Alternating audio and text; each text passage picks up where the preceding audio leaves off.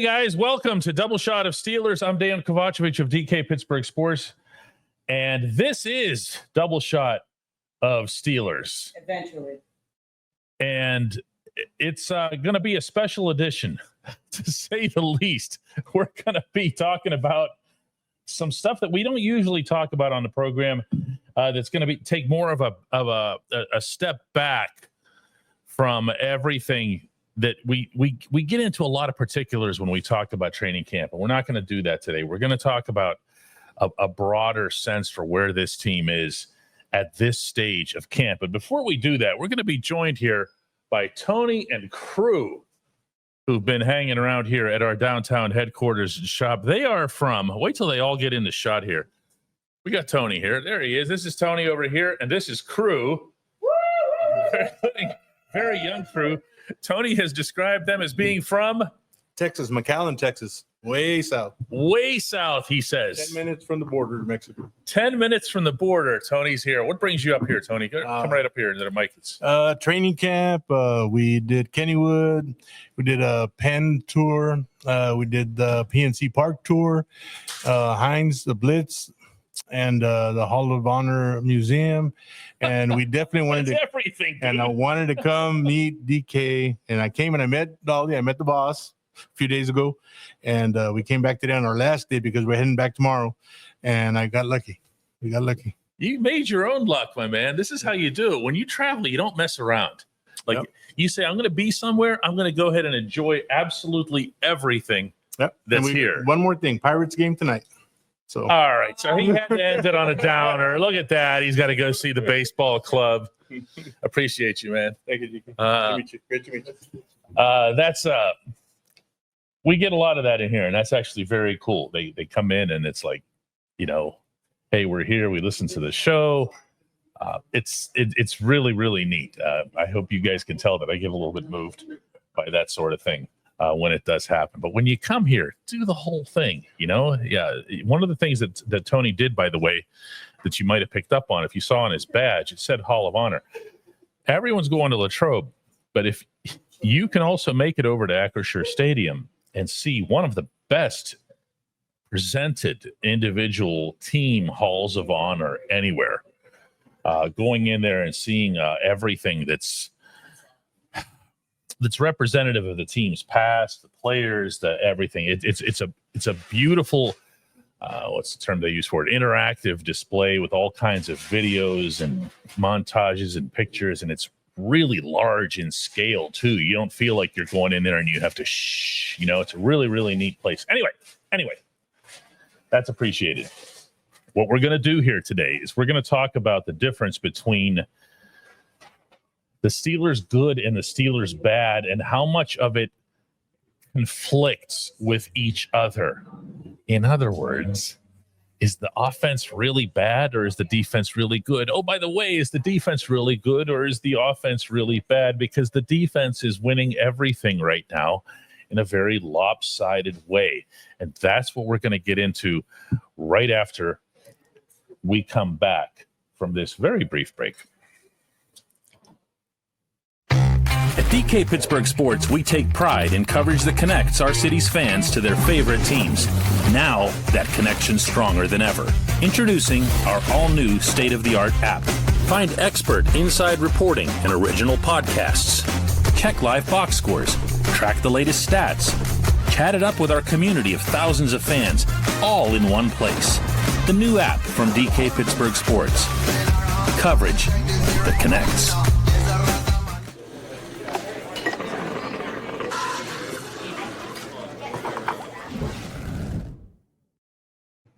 All right, no Chris Hley today. I literally ordered the man to take the day off last night. He's been at it nonstop in Latrobe. I make it out there occasionally. I've got other things I need to do with the business. And Chris has just been going nonstop. And after Friday Night Lights and back-to-back weekend practices and all that heat and everything else, I'm like, just go, dude. Just go. So you won't see, hear, or read anything from Chris today. That's just something you have to do to make sure, everybody's still healthy and hale and all that stuff. So Swan says that Chris does an excellent job. I will second that, but not today. So it's going to be just me and just you. So what we're going to talk about here today is stuff that is, again, a little bit broader in perspective. Do you believe that it's just this team's defense looking good or this team's defense looking bad, or is there some sort of blend into that? We'll get started, though, with a couple of specific things here that kind of help start setting that up, that conversation. Michael Barnett says, DK is Broad really looking that bad? Here's what it is about Broderick Jones. First of all, he hasn't been out there that much. That's the part that needs to stand out. Okay, that's the main focus here, is that he wasn't out there at the very beginning. Then he was out there for a little bit, and then he wasn't some more. And Broad wasn't participating in most of the main drills. So what's happened since then is there's this sense of, oh, no, here we go again with Broad. So whatever it is that he does that looks even the slightest bit bad is going to get, and I think this is human nature, inflated. Has he looked all that bad? The answer at the moment is no. However, that doesn't put anybody's mind at rest. So what Broad needs to do is to make sure that people like Irish Steel over here aren't talking about trading him or whether anybody would take him or not. Yes, they would take him. He's a left tackle. And they would think that they could solve him. But until you have him figured out, I don't think you're going to have anybody feeling good about the offense, including our good friend Useless Knowledge, who just says plain and simple that the offense is really bad. Now, if you really believe that, as opposed to just wanting to make an impact in the live chat, support that. Tell me what's bad about it. Tell me what not only has made them bad through camp so far, but what's going to make them bad in preseason games. What's going to make them bad in real games? We don't know that. We don't know that. Paulie says the defense is not that good. Another reason why, or the defense is that good, he says, but it's another reason why the Steelers need a WR2. No, because they don't have to face this defense in the regular season. Paulie, I love you, my man, but there was just no logic there. There was no reason connecting those two concepts. A WR2 isn't going to solve the problems that have occurred for this offense so far in camp. Here's what I mean by that. When you're looking at this defense versus this offense, what you're seeing is a group that is the defensive group that is ganging up and collapsing. It's breaking through. And it's not just about Broderick Jones.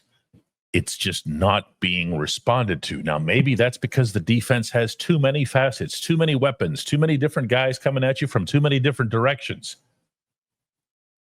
But you gotta get it done regardless. There are other defenses that are going to be good too. And you've got to find a way to pick these things up or start going more max protect. Okay. Even if you have to do it in a camp setting, you can't go out there and have a theoretical camp as an offense. You can't say, well, if we're not facing defenses like this is how these plays would work. You just need to make these plays work. And you need to make them happen in practice, and you need to make them happen this coming Saturday night in Jacksonville. The offense has to fight back, and I don't just mean that in terms of we're just as tough as you are. I mean they have to fight back by saying, listen, we've had a week here where you have just blown through us. You've just made stuff happen nonstop, and we're done with it. Okay, we don't even care if we get a first down here, but we're not going to let you break through. We have some big guys on our side too, and we're going to line up. Denny says WR2 doesn't open up holes for running backs. Well, I guess he could, depending on who your WR2 is. But if you're getting the WR2 that everybody wants, no. If you're bringing Terry McLaurin here, he's not opening up holes for running backs.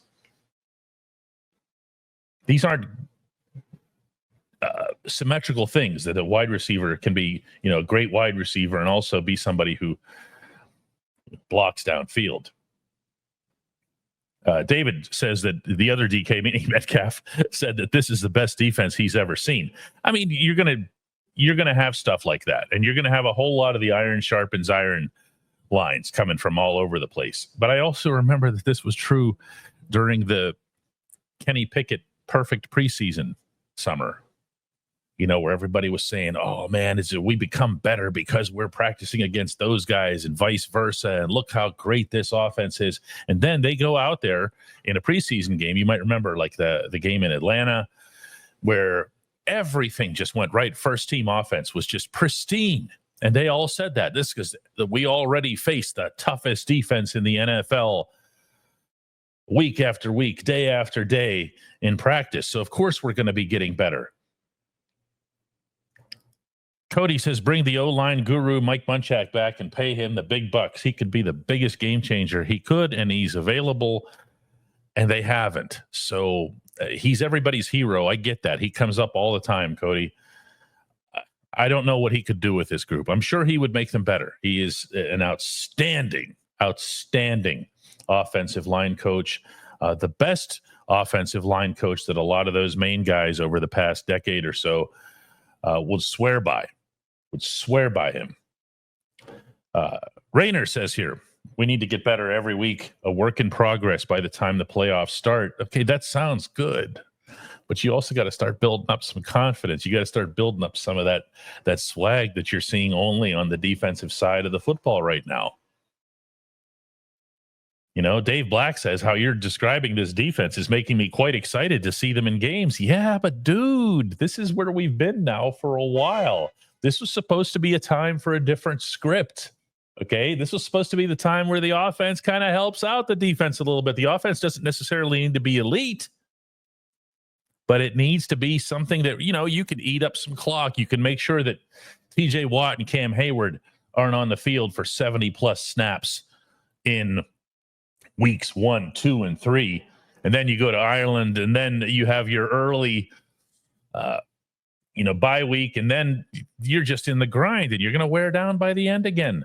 Dave Peterson says, last year we heard the same narrative. Exactly, that this defense could be elite. It was far from it. I think it's overrating the defense and the offense needing time to gel.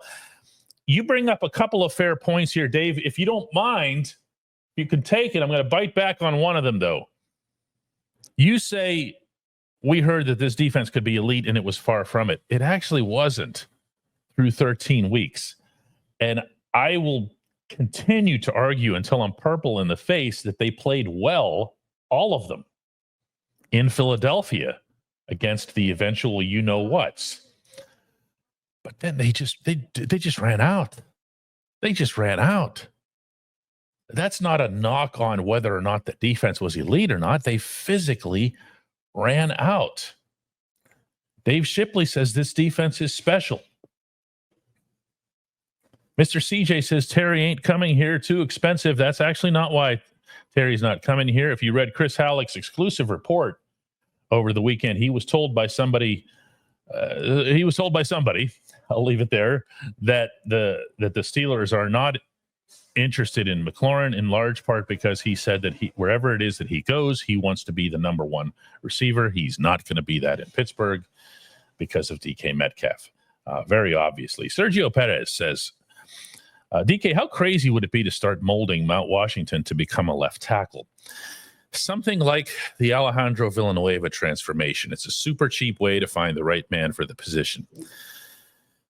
A wise man, this was many years ago, who followed a lot of different sports, once told me that what you don't want to do, whether it's as a coach or as a molder or anything, is to take away a skill. You don't want to take a player who is this and then say, hey, you know what? We actually need this. Can you do this for us instead? I don't want to do that. I don't want to do that to Darnell at this still fairly early stage of his career. I think it's a subject that's worth broaching in an emergency. Okay. But the real praise that's being heaped upon Darnell, A, is legit, and B, has to do with what he's contributed to the offense. This weekend alone, he caught a touchdown pass where he was, what's the basketball term? Unguardable. Okay? That's what they call it. Where you just find yourself in a spot under the hoop and you're that much bigger than the people around you, which, by the way, Darnell is in any setting, let alone in an NFL secondary, and you just throw it high. You high point it. He can get up on top of being big. He can get up. He goes up and gets it. The play can't be stopped. There is no antidote for that play outside of getting to the quarterback first. The Steelers would be nuts to remove that from their equation just because they have a first-round left tackle who can't left tackle. Let's see what happens if and when he does left tackle, because that would solve a whole heck of a lot of things. Michael Walden says, DK, this team is still in the walk phase. Saturday night starts the run phase, meaning Jacksonville. I would not judge either side of the ball yet. Yeah, Michael, you would. Respectfully, you would. If you're watching what happens out there on a regular basis, you would. Okay, this offense needs to not just become sharpened by the iron on the other side. The offense needs to start responding. Chuck Costello says, I'm a Steelers fan since Bobby Lane, and I played and I've seen a lot of defenses. I can't wait for this one. I'm not knocking the defense. I'm trying to find some kind of equilibrium between the two, because you want to know something? Your worst case scenario here is that this defense is taking advantage of a lousy offense and isn't all that good. And then they get to New Jersey and then they get blown up by Justin Fields and a bunch of nobodies. And it's like, uh-oh, that's your worst case scenario. Leverage says the Steelers did nothing in the draft to add depth to the offensive line. Why take Jack Sawyer instead of an offensive lineman? Well, this might not be the best time to ask that question, because Mr. Sawyer had himself a real weekend. And the reason that the Steelers took Sawyer, and they will tell you this to a man, they had no intention of picking up an edge rusher, but they literally could not believe that he kept falling. And when he's high enough up on your board, and you've heard me say this, you can't be abandoning best player available, even in that round. You can't. You have to find a way to make sure that you're still infusing talent, overall talent. Sawyer had himself a really wonderful weekend. Did you want to add offensive line depth in the first or second rounds? How many years can you keep doing that? At some point, you got to start spreading it around a little bit. You can't just, Mr. CJ says that he did read Chris Halleck's reporting on Terry McLaurin. There also was a follow-up report, by the way, the next day that the Steelers also won't be in on, I'm going to find it here real quick, make sure I don't get any of it wrong. It is over here. Scrolling. Not Mark Robinson at fullback. They're not chasing Gabe Davis or any other wide receivers at the moment. They want to see what they have. And WR2 really isn't going to be the most important position in this offense. Not when you have this many tight ends, and not when two of those tight ends are top 10 type pass catchers. And that's not going to happen. They're not going to be going out and getting somebody like that. But what was interesting, and I haven't heard nearly enough people talking about it since Chris's report came out, was that it tells you that they have the cap space. Okay. That secret's out, because you're not even having that dialogue unless you can afford them.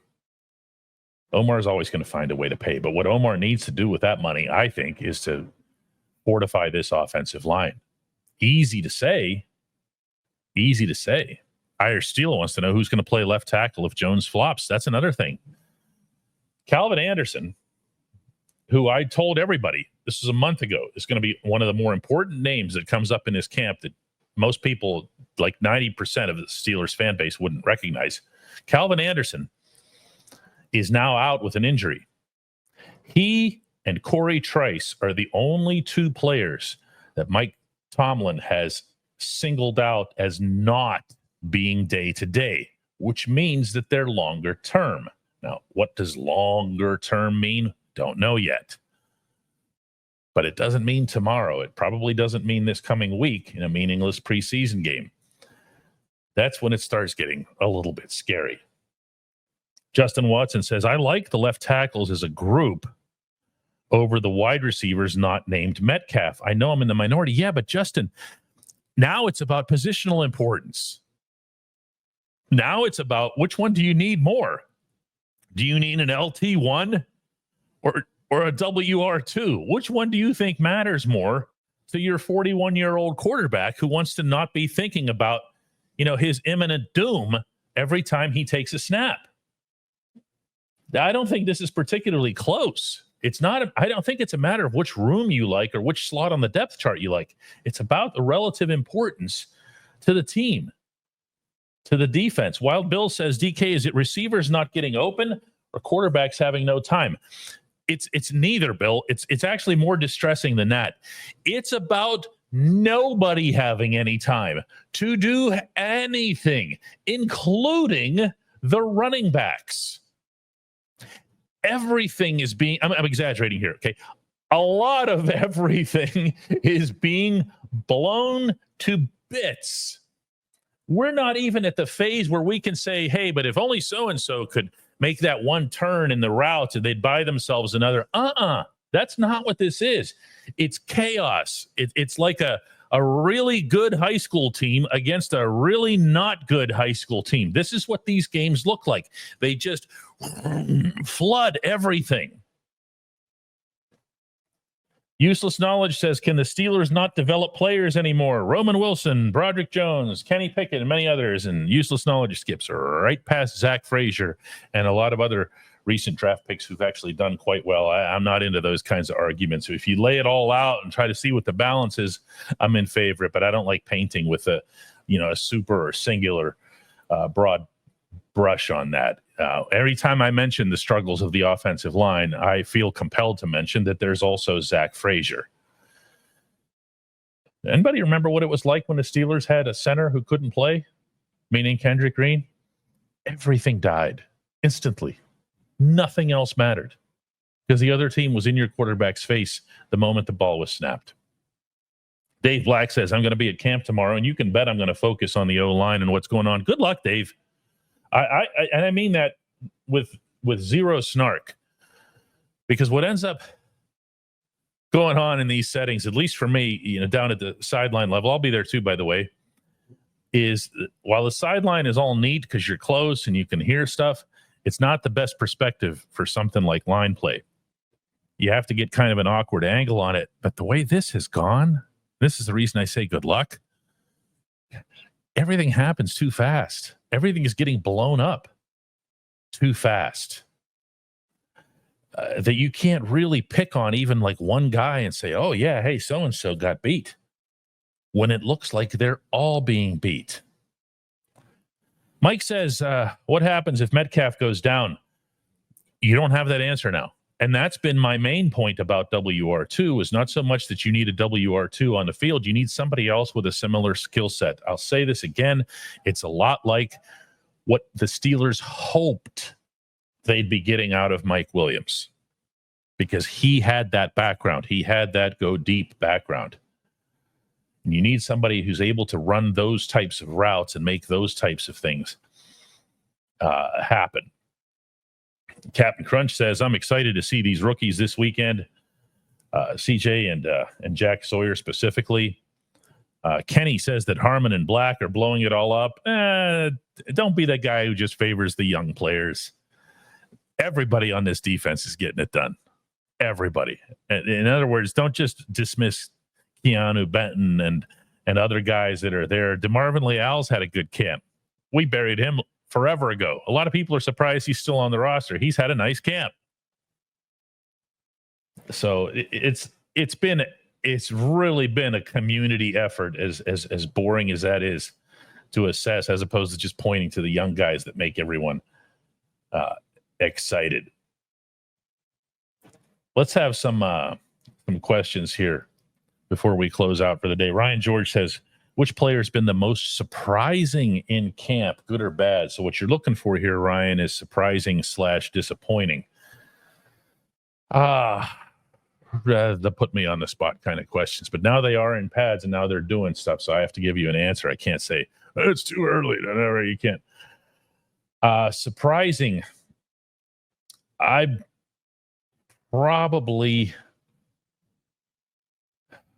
don't know. The defense has just been so good overall. I'm going to give you a name that's probably not going to mean all that much to you, but in my case is literally surprising. I did not know that Brandon Echols had all this fire, all this juice.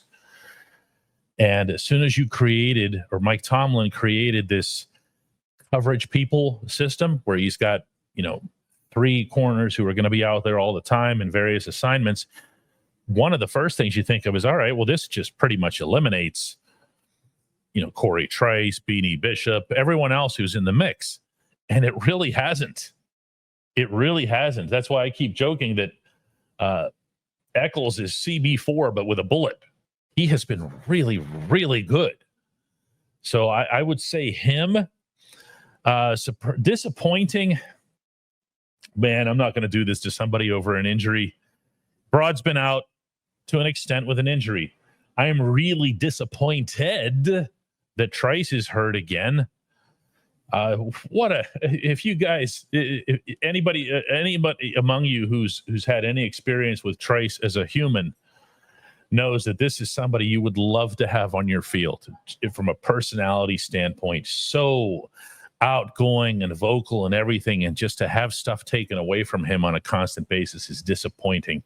But that's not what you're asking. You're asking for performance, and a disappointing performance. I have not been crazy about the tight end play in general. Okay. And I'm not going to narrow it down because I don't know that anybody's really risen above in this regard.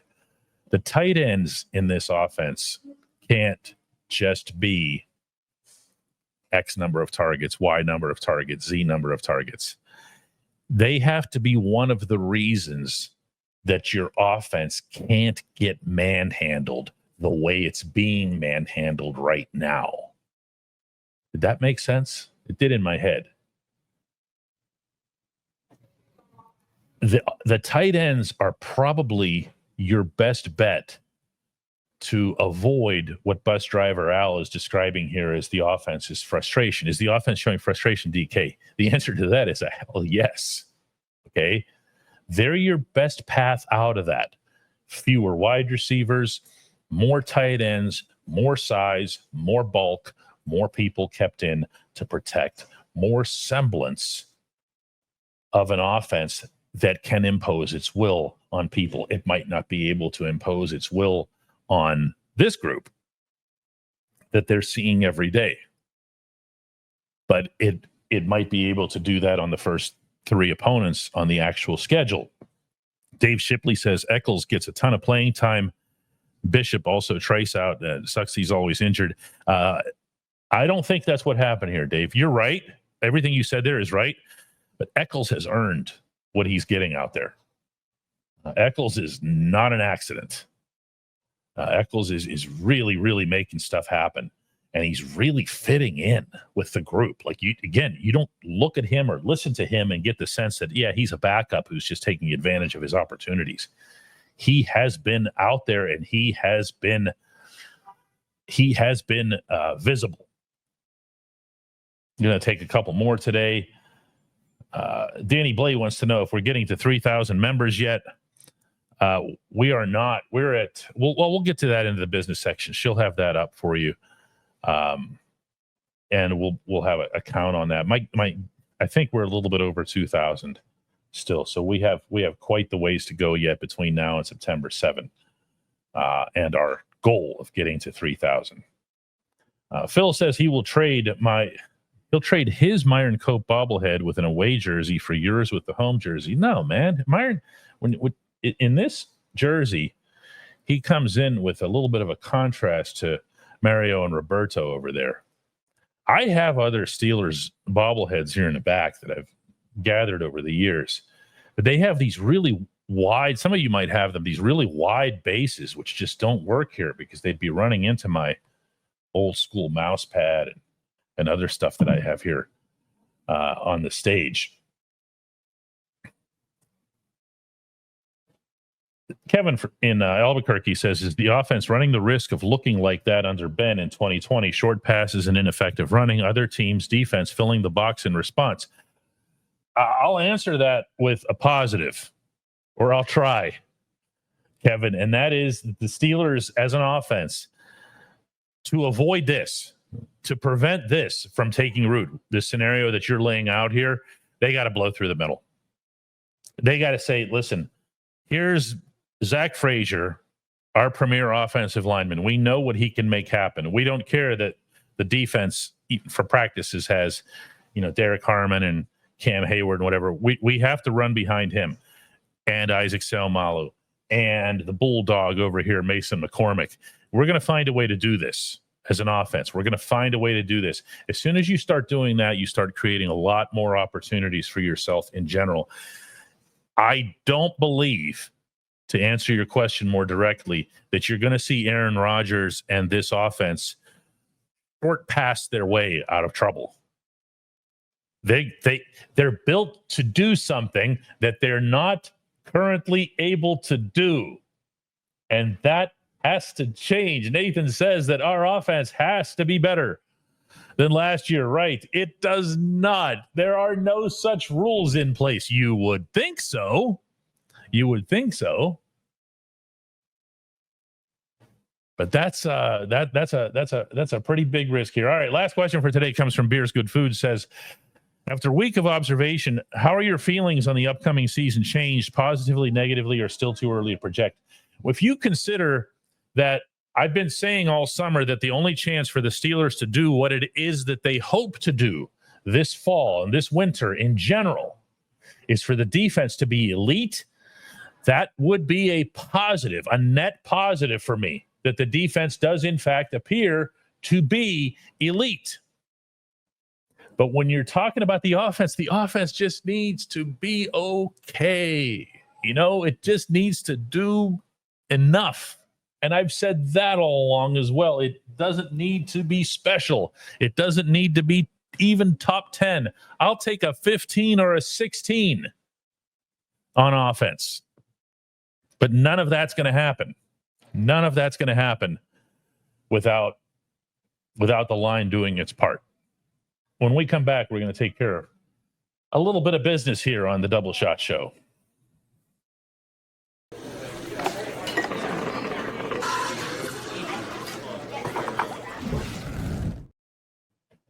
All right.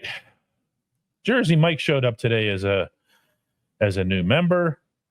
The figure now is at 2177.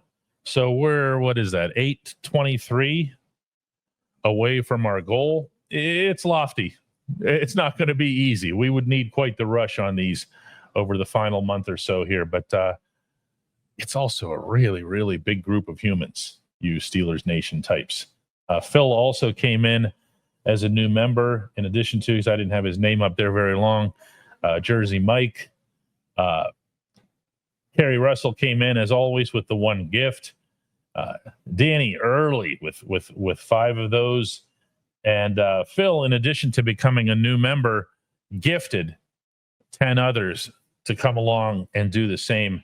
So the plan for the rest of this week, to lay this out for you guys here on the business portion, is that we will be in Latrobe tomorrow, Wednesday, and Thursday. We will do shows from out there.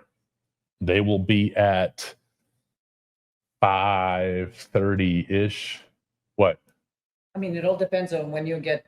Yeah, it'll be somewhere. Depends on what happens with the Steelers. We have to adjust to if the practices go long, if there's weather or whatever else here. But it'll be in that range between 5 and 5:30 that we would have these shows up. Friday, we're leaving for Jacksonville. Saturday is the game, of course. We'll have content from down there. A lot of that will be members only. And we need to, as bus driver Al says, we need to start picking it up here a little bit. DKPS.net/join, which is not on your screen right now, but I'm going to type it for you, is the place to go. Oh, there it is. DKPS.net/join. Put that up into your thing. It's $1 a month.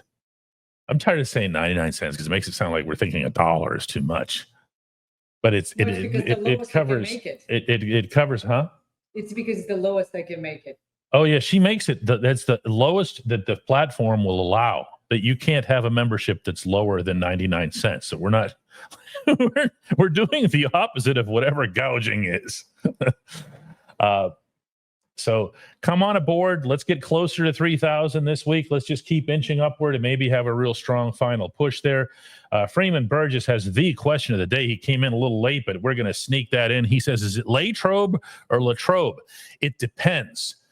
If you're a native, like you're an actual Latrobe person, you have earned the God-given right to say Latrobe because they say it there a lot. I don't live there. Okay, I live in downtown Pittsburgh. I'm an hour away. I have no right to call it Latrobe. What's respect? You gotta. No, I can't. That's not how it works. No, it's like New Stanton. It's Latrobe. The exit on the turnpike, the New Stanton exit. If you say New Stanton, they just look at you like you're kind of funny. The accent, the accent is on the new. It's New Stanton. It's the truth. It sounds like they are taking some vowels out. It's New Stanton. Somebody from New Stanton needs to back me up on this one. There's no such thing as New Stanton.